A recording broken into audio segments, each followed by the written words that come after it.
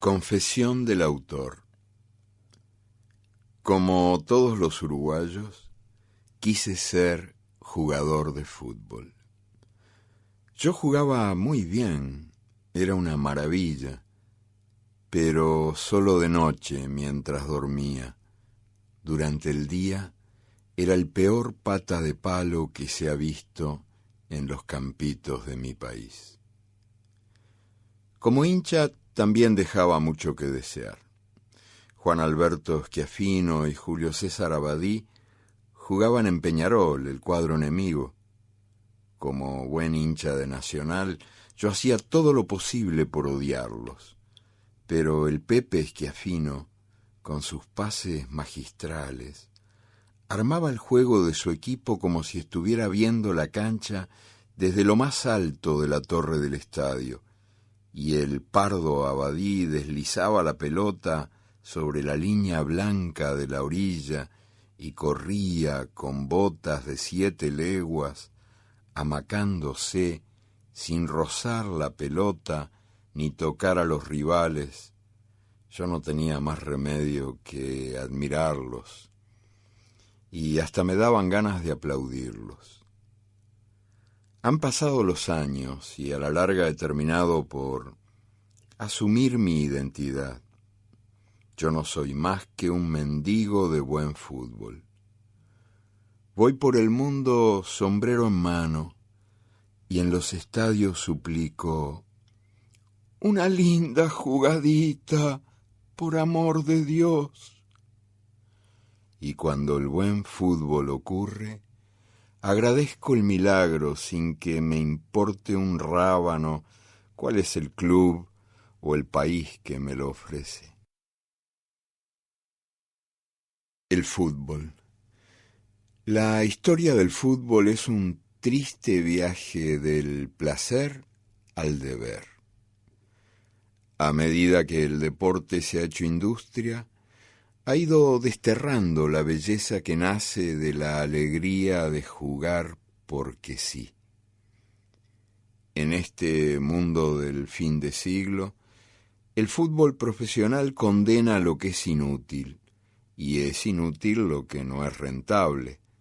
A nadie da de ganar esa locura que hace que el hombre sea niño por un rato, jugando como juega el niño con el globo y como juega el gato con el ovillo de lana, bailarín que danza con una pelota leve como el globo que se va al aire y el ovillo que rueda, jugando sin saber que juega, sin motivo y sin reloj y sin juez.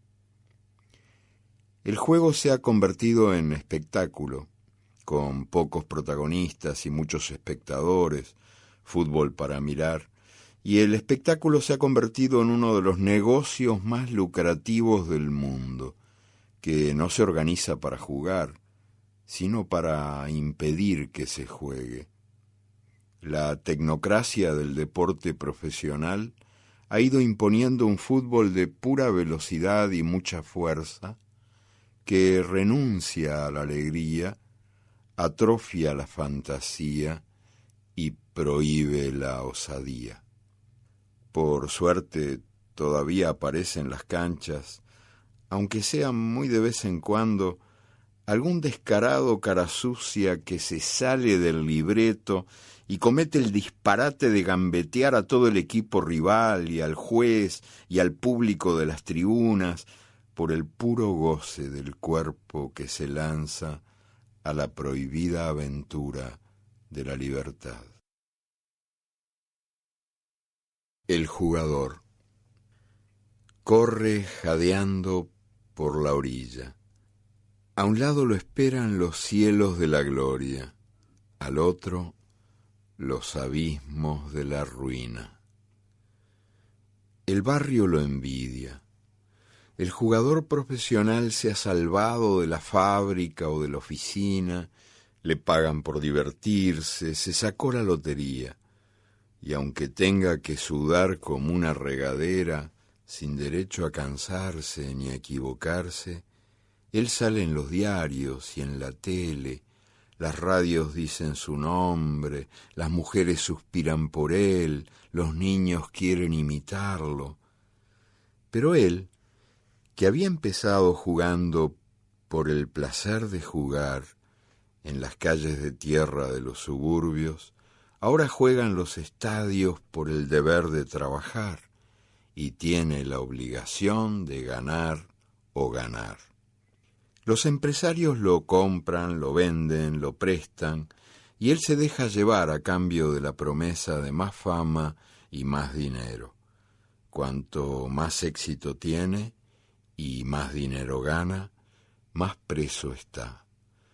Sometido a disciplina militar, sufre cada día el castigo de los entrenamientos feroces y se somete a los bombardeos de analgésicos y las infiltraciones de cortisona que olvidan el dolor y mienten la salud. Y en las vísperas de los partidos importantes, lo encierran en un campo de concentración, donde cumple trabajos forzados, come comidas bobas, se emborracha con agua y duerme solo. En los otros oficios humanos, el ocaso llega con la vejez, pero el jugador de fútbol puede ser viejo a los 30 años. Los músculos se cansan temprano. Este no hace un gol ni con la cancha embajada.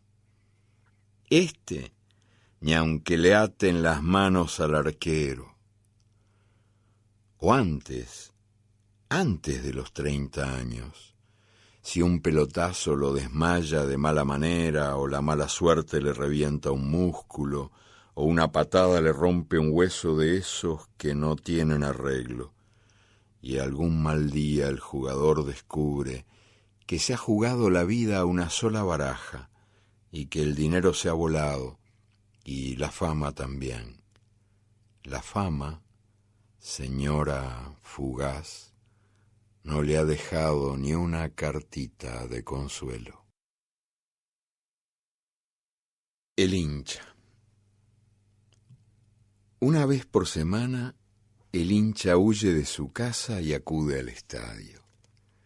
Flamean las banderas, suenan las matracas, los cohetes, los tambores, llueven las serpentinas y el papel picado. La ciudad desaparece, la rutina se olvida, solo existe el templo. En este espacio sagrado, la única religión que no tiene ateos exhibe a sus divinidades. Aunque el hincha puede contemplar el milagro más cómodamente en la pantalla de la tele, prefiere emprender la peregrinación hacia este lugar donde puede ver en carne y hueso a sus ángeles batiéndose a duelo contra los demonios de turno. Aquí el hincha agita el pañuelo, traga saliva, glup, traga veneno, se come la gorra, susurra plegarias, maldiciones, y de pronto se rompe la garganta en una ovación y salta como pulga abrazando al desconocido que grita el gol a su lado. Mientras dura la misa pagana, el hincha es muchos. Con miles de devotos comparte la certeza de que somos los mejores. Todos los árbitros están vendidos, todos los rivales son tramposos. Rara vez el hincha dice, hoy juega mi club. Más bien dice, hoy jugamos nosotros. Y bien sabe este jugador número 12 que es él quien sopla los vientos de fervor que empujan la pelota cuando ella se duerme, como bien saben los otros 11 jugadores, que jugar sin hinchada es como bailar sin música. Cuando el partido concluye, el hincha que no se ha movido de la tribuna celebra su victoria. ¡Qué goleada les hicimos! ¡Qué paliza les dimos! O llora su derrota. Otra vez nos estafaron, juez ladrón. Y entonces el hincha se va. El sol se va y el hincha se va. Caen las sombras sobre el estadio que se vacía. En las gradas de cemento arden aquí y allá algunas hogueras de fuego fugaz, mientras se van apagando las luces y las voces. El estadio se queda solo y también el hincha regresa a su soledad. Yo que ha sido nosotros. El hincha se aleja, se dispersa, se pierde, y el domingo es melancólico, como un miércoles de cenizas después de la muerte del carnaval. El gol.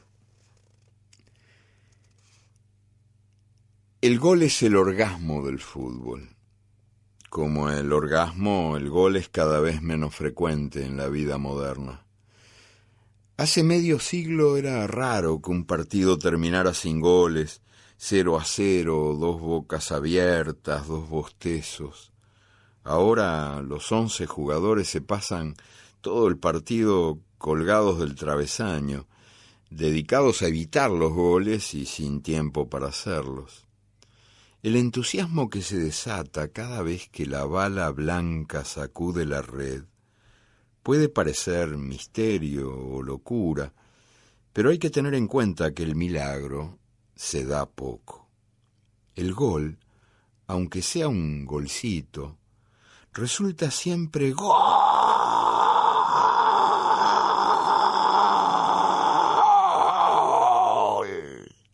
en la garganta de los relatores de radio, un do de pecho capaz de dejar a Caruso mudo para siempre, y la multitud delira, y el estadio se olvida de que es de cemento, y se desprende de la tierra y se va al aire. El árbitro. El árbitro es arbitrario por definición. Este es el abominable tirano que ejerce su dictadura sin oposición posible y el ampuloso verdugo que ejecuta su poder absoluto con gestos de ópera. Silbato en boca, el árbitro sopla los vientos de la fatalidad del destino y otorga o anula los goles. Tarjeta en mano, alza los colores de la condenación. El amarillo, que castiga al pecador y lo obliga al arrepentimiento, y el rojo, que lo arroja al exilio. Los jueces de línea, que ayudan pero no mandan, miran de afuera. Solo el árbitro entra al campo de juego y con toda razón se persigna al entrar, no bien se asoma ante la multitud que ruge. Su trabajo consiste en hacerse odiar. Única unanimidad del fútbol. Todos lo odian, lo silban siempre, jamás lo aplauden. Nadie corre más que él. Él es el único que está obligado a correr todo el tiempo. Todo el tiempo galopa, deslomándose como un caballo, este intruso que jadea sin descanso entre los 22 jugadores y en recompensa de tanto sacrificio, la multitud aúlla exigiendo su cabeza. Desde el principio hasta el fin de cada partido, sudando a mares, el árbitro está obligado a perseguir la blanca pelota que va y viene entre los pies ajenos. Es evidente que le encantaría jugar con ella, pero jamás esa gracia le ha sido otorgada. Cuando la pelota por accidente le golpea el cuerpo, todo el público recuerda a su madre. Y, sin embargo, con tal de estar ahí, en el sagrado espacio verde donde la pelota rueda y vuela, él aguanta insultos, abucheos, pedradas, maldiciones. A veces, raras veces, alguna decisión del árbitro coincide con la voluntad del hincha, pero ni así consigue probar su inocencia. Los derrotados pierden por él, y los victoriosos ganan a pesar de él. Coartada de todos los errores, explicación de todas las desgracias, los hinchas tendrían que inventarlo si él no existiera. Cuanto más lo odian, más lo necesitan.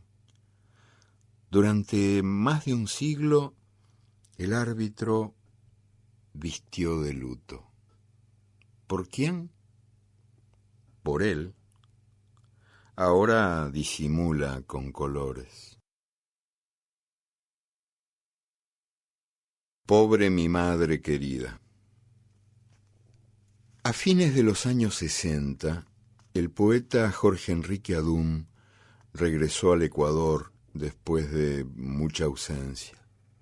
Y no bien llegó, cumplió con el ritual obligatorio de la ciudad de Quito. Se fue al estadio a ver jugar al equipo del Aucas. Era un partido importante y el estadio estaba repleto. Antes del comienzo, se hizo un minuto de silencio por la madre del árbitro, muerta en la víspera. Todos se pusieron en pie, todos callaron.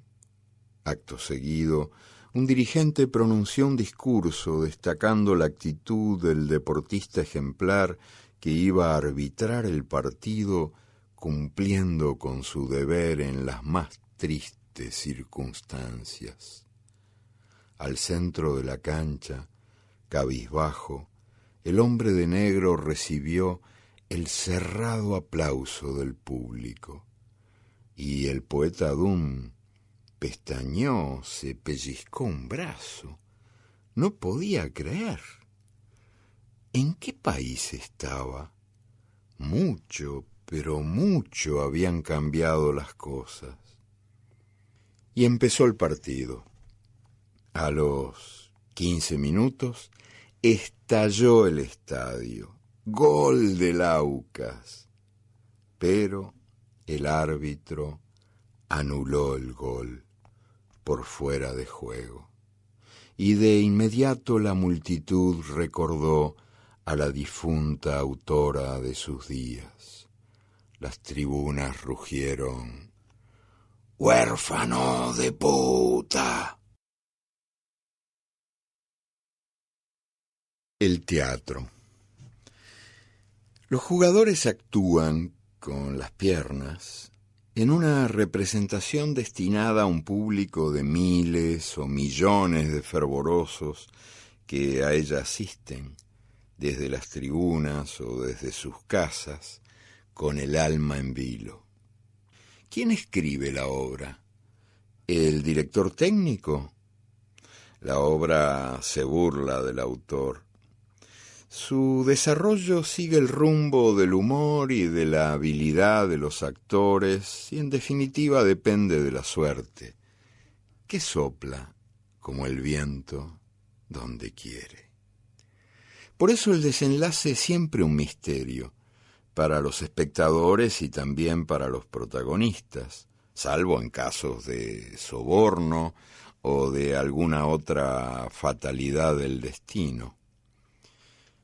¿Cuántos teatros están metidos en el gran teatro del fútbol?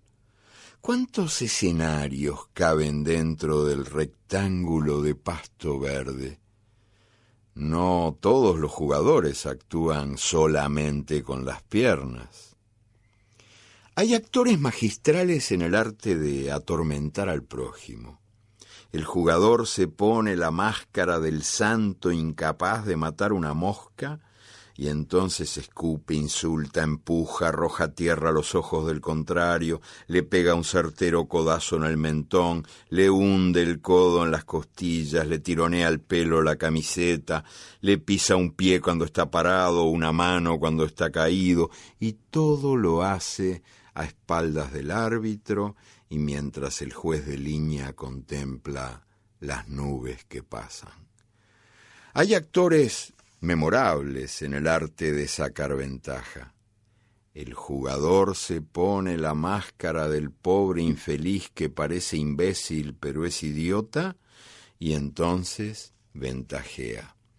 Ejecuta la falta, el tiro libre o el saque de costado varias leguas más allá del punto indicado por el árbitro.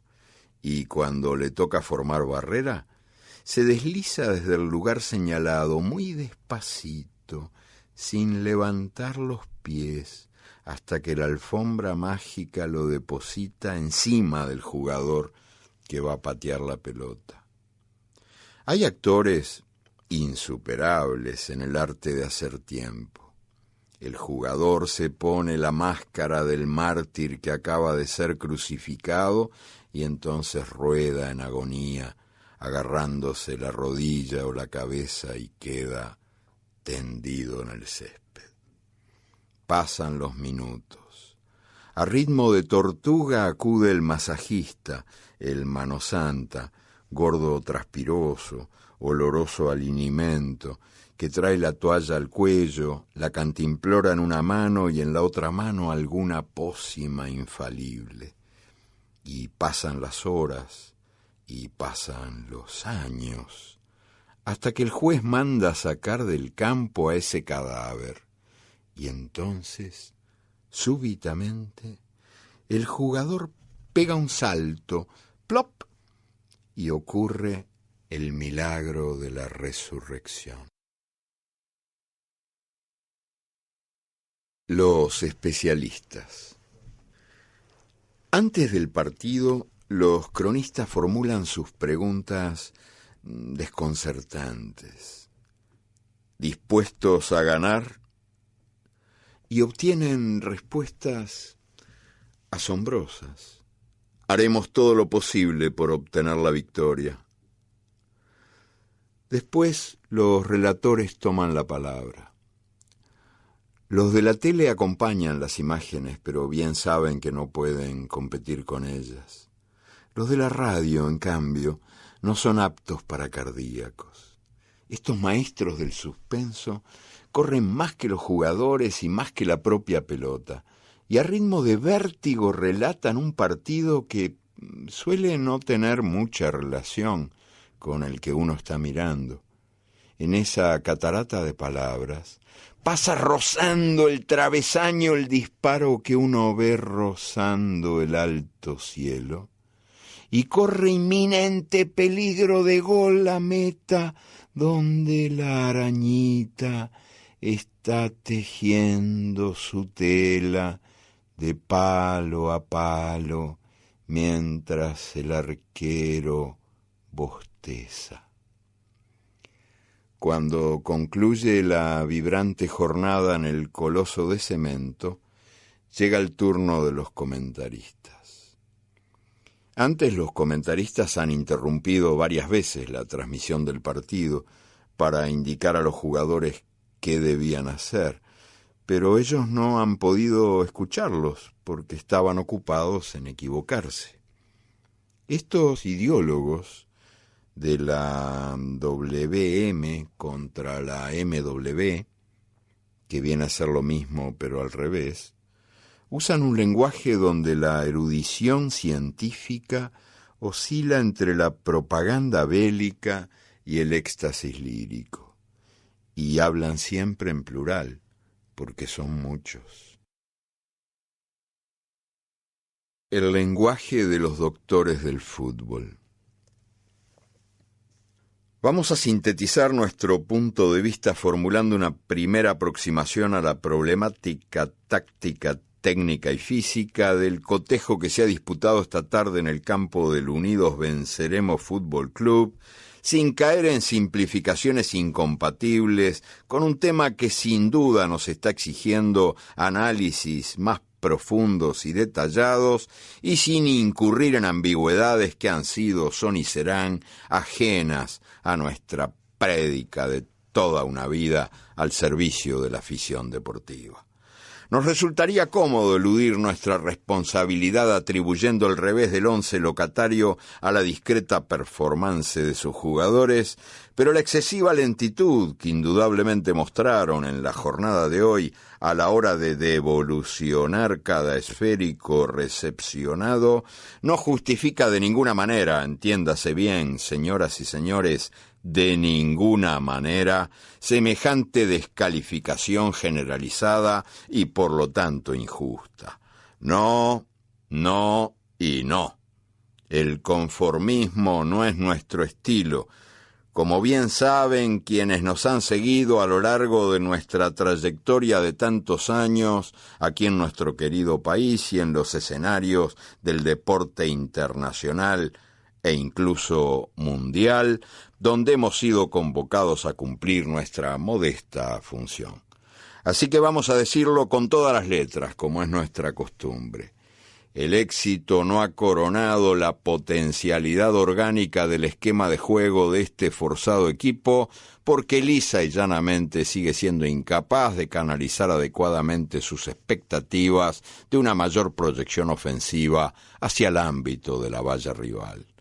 Ya lo decíamos el domingo próximo pasado y así lo afirmamos hoy, con la frente alta y sin pelos en la lengua, porque siempre hemos llamado al pan pan y al vino vino y continuaremos denunciando la verdad, aunque a muchos les duela, caiga quien caiga y cueste lo que cueste.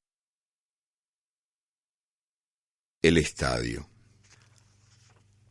¿Ha entrado usted alguna vez a un estadio vacío? Haga la prueba. Párese en medio de la cancha y escuche. No hay nada menos vacío que un estadio vacío. No hay nada menos mudo que las gradas sin nadie. En Wembley suena todavía el griterío del Mundial del 66 que ganó Inglaterra, pero aguzando el oído puede usted escuchar gemidos que vienen del 53, cuando los húngaros golearon a la selección inglesa. Nuestro estadio centenario en Montevideo suspira de nostalgia por las glorias del fútbol uruguayo. Maracaná sigue llorando la derrota brasileña en el Mundial del 50.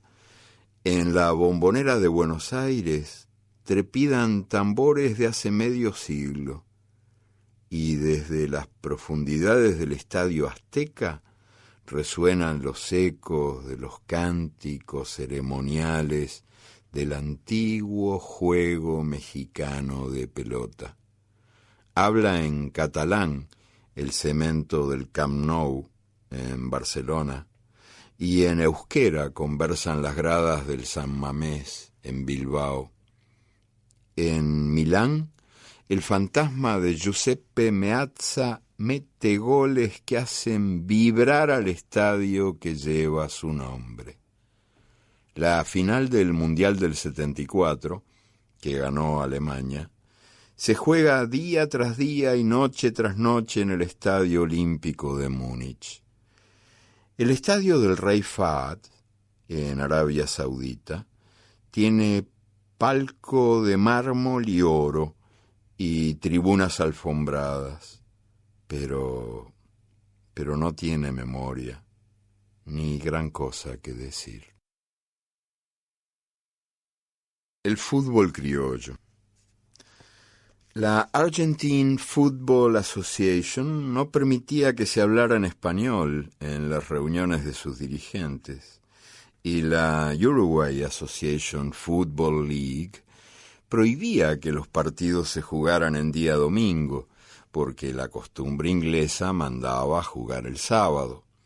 Pero ya en los primeros años del siglo, el fútbol estaba empezando a popularizarse y a nacionalizarse en las orillas del Río de la Plata. Esta diversión importada, que entretenía a los ocios de los niños bien, se había escapado de su alta maceta, había bajado a la tierra y estaba echando raíces. Fue un proceso imparable. Como el tango, el fútbol creció desde los suburbios. Era un deporte que no exigía dinero y se podía jugar sin nada más que las puras ganas. En los potreros, en los callejones y en las playas, los muchachos criollos y los jóvenes inmigrantes improvisaban partidos con pelotas hechas de medias viejas, rellenas de trapo o papel, y un par de piedras para simular el arco. Gracias al lenguaje del fútbol, que empezaba a hacerse universal, los trabajadores expulsados por el campo se entendían de lo más bien con los trabajadores expulsados por Europa. El esperanto de la pelota unía a los nativos pobres con los peones que habían atravesado la mar desde Vigo, Lisboa, Nápoles, Beirut o la Besarabia, y que soñaban con hacerse la América levantando paredes, cargando bultos, horneando pan o barriendo calles. Lindo viaje había hecho el fútbol.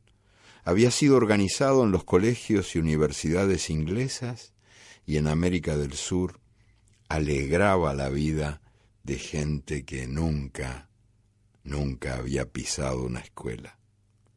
En las canchas de Buenos Aires y de Montevideo nacía un estilo. Una manera propia de jugar al fútbol iba abriéndose paso, mientras una manera propia de bailar se afirmaba en los patios milongueros. Los bailarines dibujaban filigranas, floreándose en una sola baldosa, y los futbolistas inventaban su lenguaje en el minúsculo espacio donde la pelota no era pateada, sino retenida y poseída, como si los pies fueran manos trenzando el cuero. Y en los pies de los primeros virtuosos criollos nació el toque, la pelota tocada, como si fuera guitarra, fuente de música. Muerte en la cancha. Abdón Porte defendió la camiseta del Club Nacional durante más de 200 partidos, a lo largo de 4 años, siempre aplaudido, a veces ovacionado, hasta que se le acabó la buena estrella. Entonces lo sacaron del equipo titular. Esperó, pidió volver, volvió, pero no había caso. La mala racha seguía, la gente lo silbaba. En la defensa se le escapaban hasta las tortugas. En el ataque no embocaba una. Al fin del verano de 1918, en el estadio de Nacional, Abdón Porte se mató. Se pegó un balazo a medianoche en el centro de la cancha del Parque Central donde había sido querido. Estaban todas las luces apagadas. Nadie escuchó el disparo. Lo encontraron al amanecer. En una mano tenía el revólver y en la otra una carta. Los negros. En 1916, en el primer campeonato sudamericano, Uruguay goleó a Chile 4-0. Al día siguiente, la delegación chilena exigió la anulación del partido porque Uruguay alineó a 2 africanos. Eran los jugadores Isabelino Gradín y Juan Delgado, y Gradín había cometido 2 de los 4 goles. Bisnieto de esclavos, Gradín había nacido en Montevideo.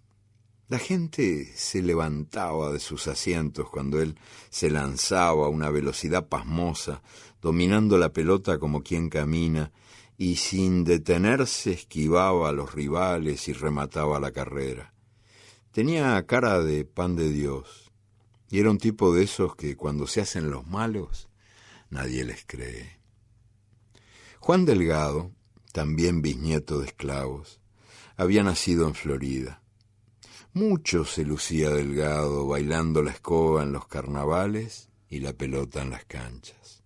Mientras jugaba, conversaba y les tomaba el pelo a los adversarios. «Descolgame ese racimo», decía, elevando la pelota, y lanzándola decía, «Tirate que hay arenita». Uruguay era, en aquel entonces, el único país del mundo que tenía jugadores negros en la selección nacional. Andrade. Europa nunca había visto a un negro jugando al fútbol. En la Olimpiada del 24, José Leandro Andrade deslumbró con sus jugadas de lujo. En la línea media, este hombrón de cuerpo de goma barría la pelota sin tocar al contrario, y cuando se lanzaba al ataque, cimbreando el cuerpo, desparramaba un mundo de gente. En uno de los partidos atravesó media cancha con la pelota dormida en la cabeza. El público lo aclamaba, la prensa francesa lo llamaba la maravilla negra. Cuando el torneo terminó, Andrade se quedó un tiempo anclado en París. Allí fue errante bohemio y rey del cabaret. Los botines de charol sustituyeron a las alpargatas bigotudas que había traído de Montevideo y un sombrero de copa ocupó el lugar de la gorra gastadita. Las crónicas de la época saludaban la estampa de aquel monarca de las noches de Pigalle. El paso elástico y bailarín, la mueca sobradora, los ojos entornados que siempre miraban de lejos y una pinta que mataba, pañuelos de seda, chaqueta a rayas, guantes de color patito y bastón con empuñadura de plata. Andrade murió en Montevideo muchos años después. Los amigos habían proyectado varios festivales en su beneficio, pero nunca se realizó ninguno. Murió tuberculoso y en la última miseria. Fue negro, sudamericano y pobre, el primer ídolo internacional del fútbol. Las moñas.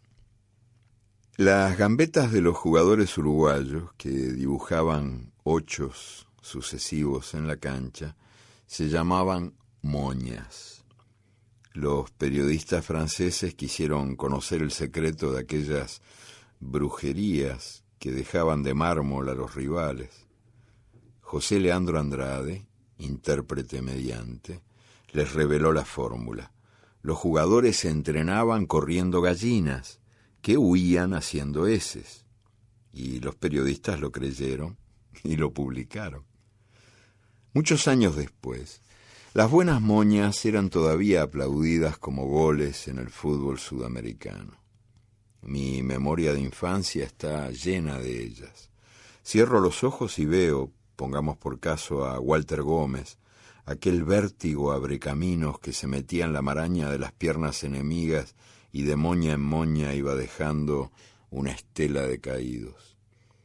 Las tribunas confesaban, la gente ya no come por ver a Walter Gómez. A él le gustaba amasar la pelota, y si se la sacaban se ofendía. Ningún director técnico se hubiera atrevido a decirle, como se dice ahora, para amasar a la panadería. La moña no solo era una travesura permitida, era una alegría exigida. Hoy en día están prohibidas, o al menos vigiladas bajo grave sospecha, estas orfebrerías. Ahora se consideran exhibicionismos egoístas que traicionan al espíritu de equipo y son perfectamente inútiles ante los férreos sistemas defensivos del fútbol moderno. El Mundial del 50. Nacía la televisión en colores, las computadoras hacían 1000 sumas por segundo, Marilyn Monroe asomaba en Hollywood, una película de Buñuel, Los Olvidados, se imponía en Cannes, el automóvil de Fangio triunfaba en Francia, Bertrand Russell ganaba el Nobel, Neruda publicaba su Canto General y aparecían las primeras ediciones de La vida breve de Onetti y de El laberinto de la soledad de Octavio Paz. Albizu Campos, que mucho había peleado por la independencia de Puerto Rico, era condenado en Estados Unidos a 79 años de prisión. Un delator entregaba a Salvatore Giuliano, el legendario bandido del sur de Italia que caía acribillado por la policía. En China, el gobierno de Mao daba sus primeros pasos prohibiendo la poligamia y la venta de niños.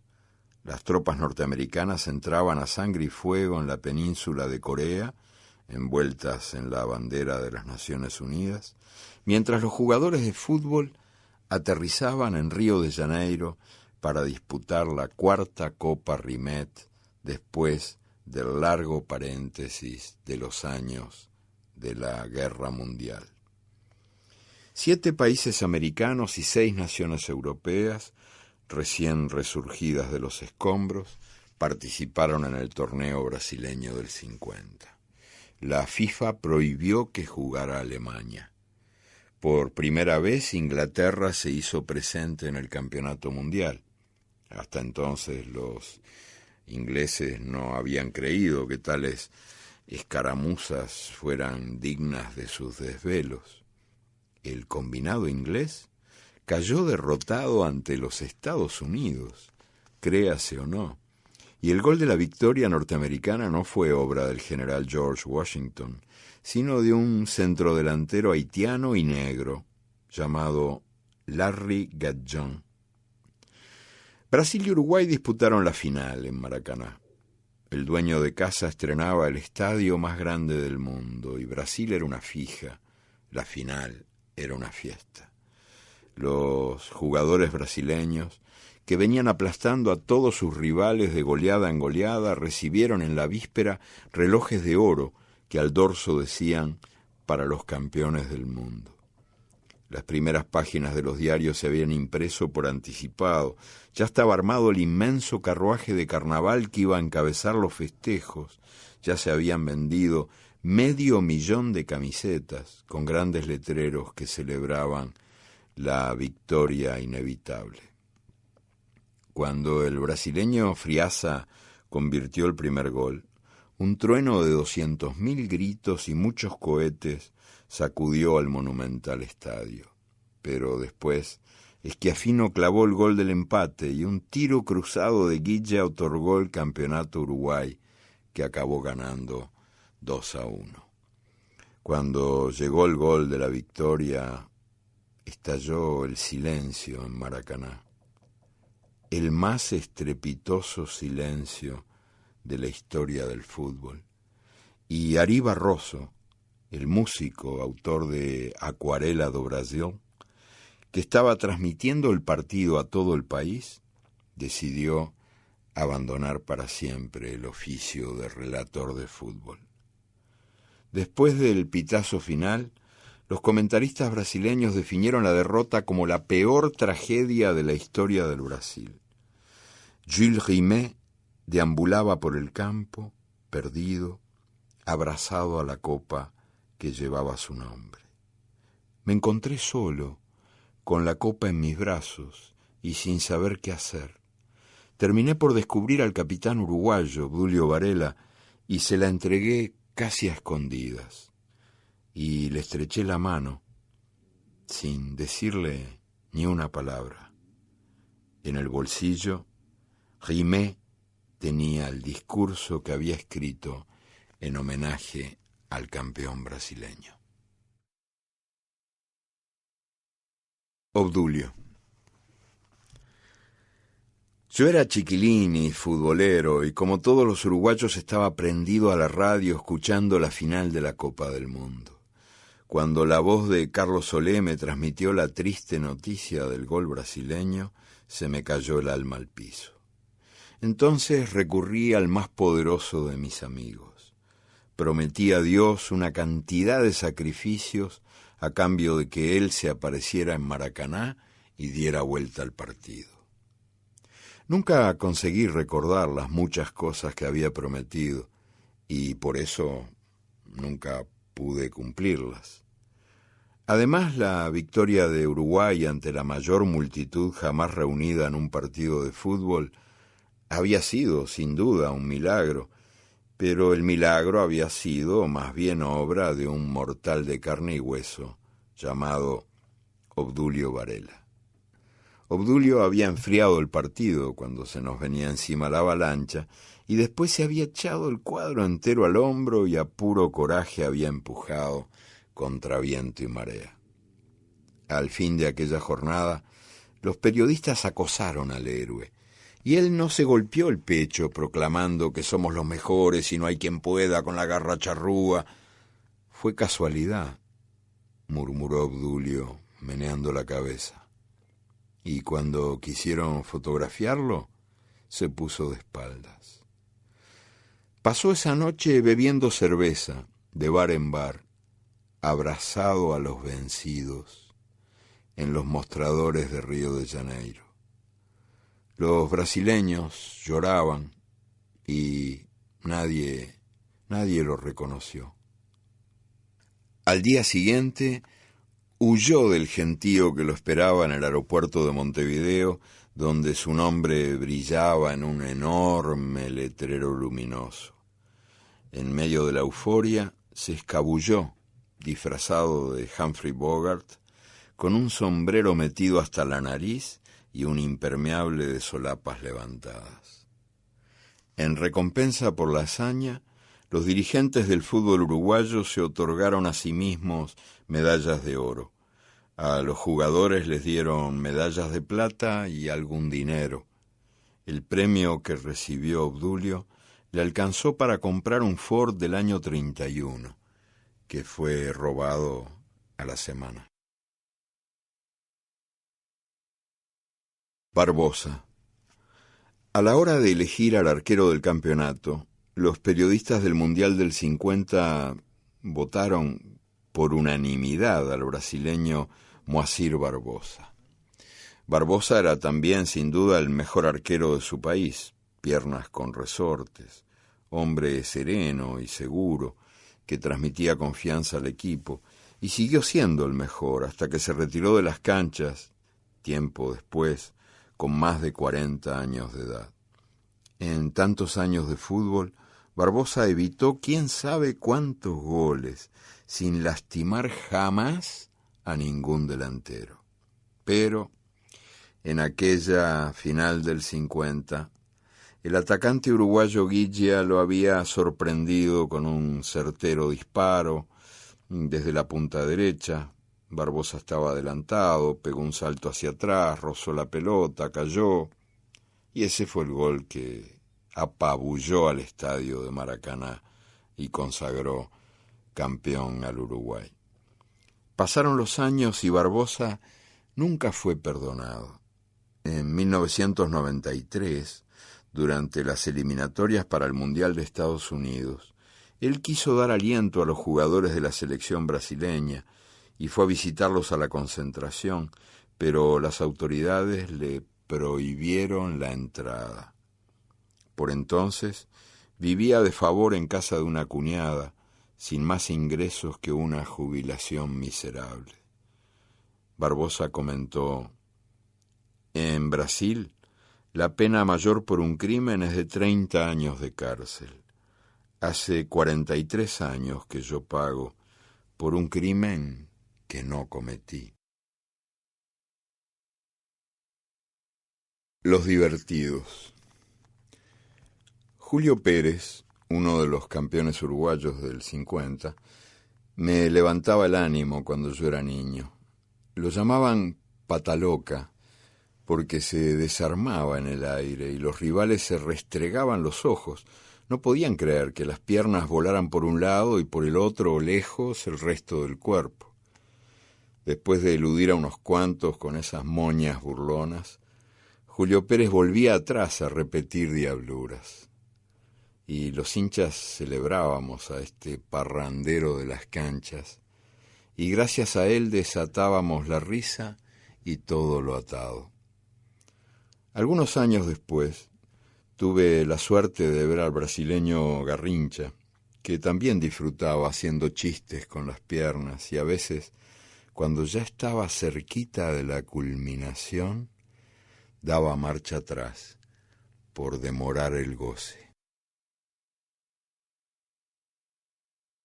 Garrincha. Alguno de sus muchos hermanos lo bautizó Garrincha, que es el nombre de un pajarito inútil y feo. Cuando empezó a jugar al fútbol, los médicos le hicieron la cruz. Diagnosticaron que nunca llegará a ser un deportista este anormal, este pobre resto del hambre y de la poliomielitis, burro y cojo, con un cerebro infantil, una columna vertebral hecha una S y las dos piernas torcidas para el mismo lado. Nunca hubo un puntero derecho como él. En el Mundial del 58 fue el mejor en su puesto. En el Mundial del 62, el mejor jugador del campeonato. Pero a lo largo de sus años en las canchas, Garrincha fue más. Él fue el hombre que dio más alegría en toda la historia del fútbol. Cuando él estaba allí, el campo de juego era un picadero de circo, la pelota, un bicho amaestrado, el partido, una invitación a la fiesta. Garrincha no se dejaba sacar la pelota, niño defendiendo su mascota, y la pelota y él cometían diabluras que mataban de risa a la gente. Él saltaba sobre ella brincaba sobre él, ella se escondía, él se escapaba, ella lo corría. En el camino, los rivales chocaban entre sí, se enredaban las piernas, se mareaban, caían sentados. Garrincha ejercía sus picardías de malandra a la orilla de la cancha, sobre el borde derecho, lejos del centro. Criado en los suburbios jugaba. Jugaba para un club llamado Botafogo, que significa prende fuego, y ese era él, el Botafogo que encendía los estadios, loco por el aguardiente y por todo lo ardiente, el que huía de las concentraciones, escapándose por la ventana, porque desde los lejanos andurriales lo llamaba alguna pelota que pedía ser jugada, alguna música que exigía ser bailada, alguna mujer que quería ser besada. ¿Un ganador? Un perdedor con buena suerte. Y la buena suerte no dura. Bien dicen en Brasil que si la mierda tuviera valor, los pobres nacerían sin culo. Garrincha murió de su muerte, pobre, borracho y solo. Maradona. Jugó, venció, meó, perdió. El análisis delató efedrina y Maradona acabó de mala manera su Mundial del 94. Maradona nunca había usado estimulantes en vísperas de los partidos para multiplicarse el cuerpo. Es verdad que está enganchado a la cocaína, pero se dopa en las fiestas tristes para olvidar o ser olvidado, después de muchos años de estar acorralado por la gloria y cuando ya no puede vivir sin la fama que no lo deja vivir. Ha jugado mejor que nadie, a pesar de la cocaína y no por ella.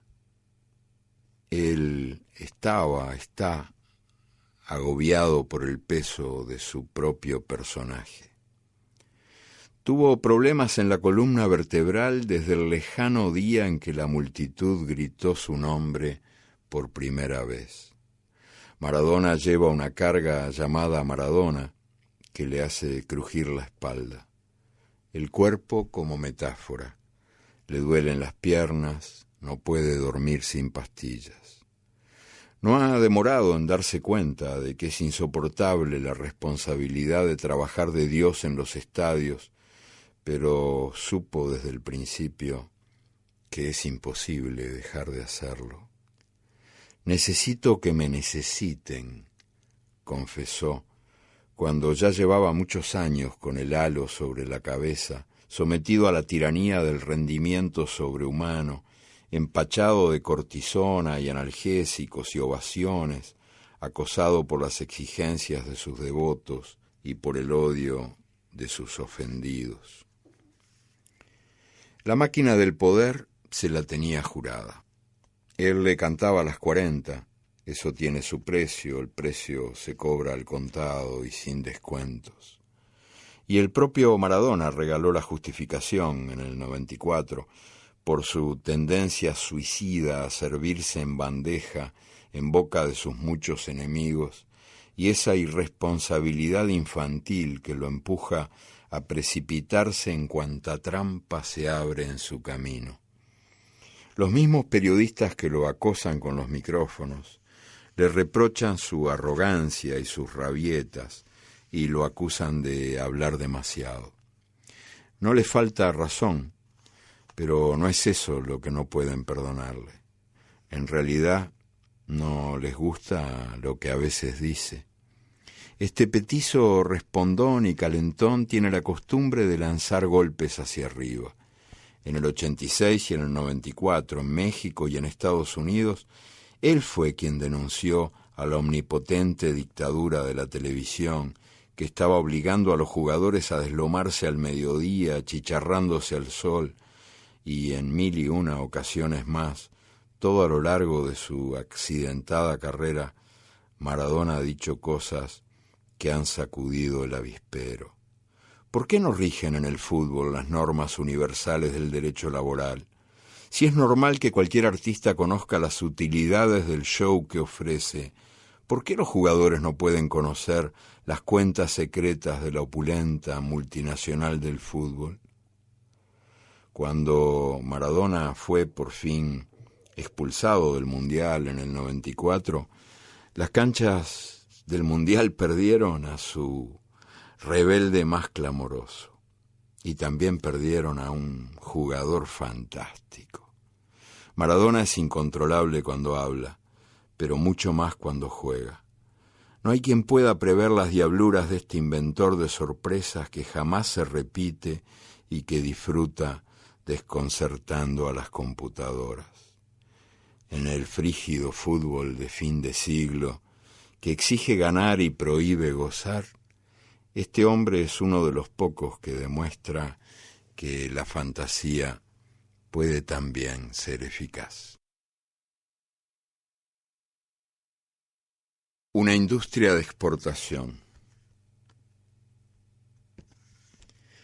Al sur del mundo, este es el itinerario del jugador con buenas piernas y buena suerte. De su pueblo pasa a una ciudad del interior. De la ciudad del interior pasa a un club chico de la capital del país. En la capital el club chico no tiene más remedio que venderlo a un club grande. El club grande, asfixiado por las deudas, lo vende a otro club más grande de un país más grande. Y finalmente el jugador corona su carrera en Europa. En esta cadena, los clubes, los contratistas y los intermediarios se quedan con la parte del león. Y cada eslabón confirma y perpetúa la desigualdad entre las partes, desde el desamparo de los clubes de barrio en los países pobres hasta la omnipotencia de las sociedades anónimas que en Europa manejan el negocio del fútbol al más alto nivel. En Uruguay, por ejemplo, el fútbol es una industria de exportación, una industria que desprecia al mercado interno. El continuo drenaje de jugadores mediocriza al deporte profesional y desalienta al público, cada vez menos numeroso y menos fervoroso. La gente deserta de las canchas uruguayas y prefiere ver partidos internacionales por televisión. Cuando llegan los campeonatos mundiales, nuestros jugadores, diseminados a los cuatro vientos, se conocen en el avión, juegan juntos por un rato y se dicen adiós sin tiempo para que el equipo se convierta en un verdadero equipo, o sea, un solo bicho de 11 cabezas y 22 piernas. El fin del partido. Rueda la pelota, el mundo rueda. Se sospecha que el sol es una pelota encendida, que durante el día trabaja y en la noche brinca allá en el cielo mientras trabaja la luna, aunque la ciencia tiene sus dudas al respecto. En cambio está probado, y está probado con toda certeza, que el mundo gira en torno a la pelota que gira. La final del Mundial del 94 fue contemplada por más de 2.000 millones de personas, el público más numeroso de cuantos se han reunido a lo largo de la historia de este planeta.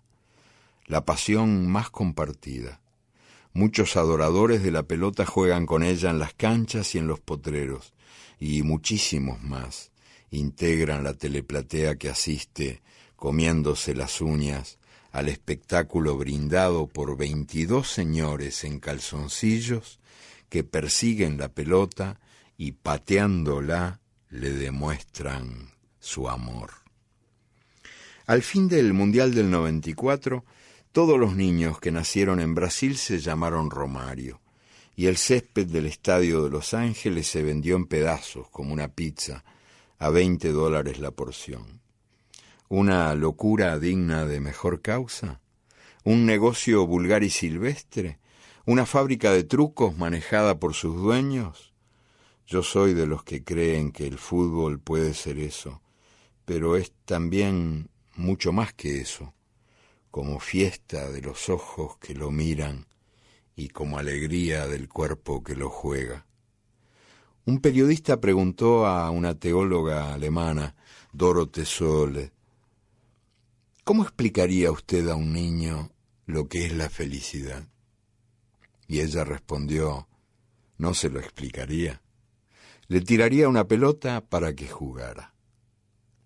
El fútbol profesional hace todo lo posible por castrar esa energía de felicidad, pero ella sobrevive a pesar de todos los pesares, y quizás por eso ocurre que el fútbol no puede dejar de ser asombroso. Como dice mi amigo Ángel Ruoco, eso es lo mejor que tiene, su porfiada capacidad de sorpresa. Por más que los tecnócratas lo programen hasta el mínimo detalle, por mucho que los poderosos lo manipulen, el fútbol continúa queriendo ser el arte de lo imprevisto. Donde menos se espera, salta lo imposible. El enano propina una lección al gigante y un negro esmirriado y chueco deja bobo al atleta esculpido en Grecia. Un vacío asombroso. La historia oficial ignora al fútbol. Los textos de historia contemporánea no lo mencionan ni de paso, en países donde el fútbol ha sido y sigue siendo un signo primordial de identidad colectiva. Juego, luego soy. El estilo de jugar es un modo de ser que revela el perfil propio de cada comunidad y afirma su derecho a la diferencia. Dime cómo juegas y te diré quién eres. Hace ya muchos años que se juega al fútbol de diversas maneras, expresiones diversas de la personalidad de cada pueblo, y el rescate de esa diversidad me parece hoy día más necesario que nunca. Estos son tiempos de uniformización obligatoria en el fútbol y en todo lo demás. Nunca el mundo ha sido tan desigual en las oportunidades que ofrece y tan igualador en las costumbres que impone. En este mundo de fin de siglo, quien no muere de hambre, muere de aburrimiento. Desde hace años yo me he sentido desafiado por el tema, memoria y realidad del fútbol, y he tenido la intención de escribir algo que fuera digno de esta gran misa pagana que tan distintos lenguajes es capaz de hablar y tan universales pasiones puede desatar. Escribiendo, iba a hacer con las manos lo que nunca había sido capaz de hacer con los pies. Chambón irremediable, vergüenza de las canchas. Yo no tenía más remedio que pedir a las palabras lo que la pelota, tan deseada, me había negado.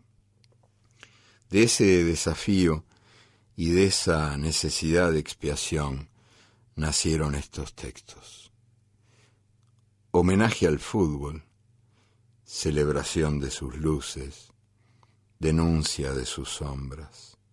Yo no sé si ellos son lo que han querido ser, pero sé que han crecido dentro de mí y han llegado ya a su último minuto, y ahora, ya nacidos, se ofrecen a ustedes.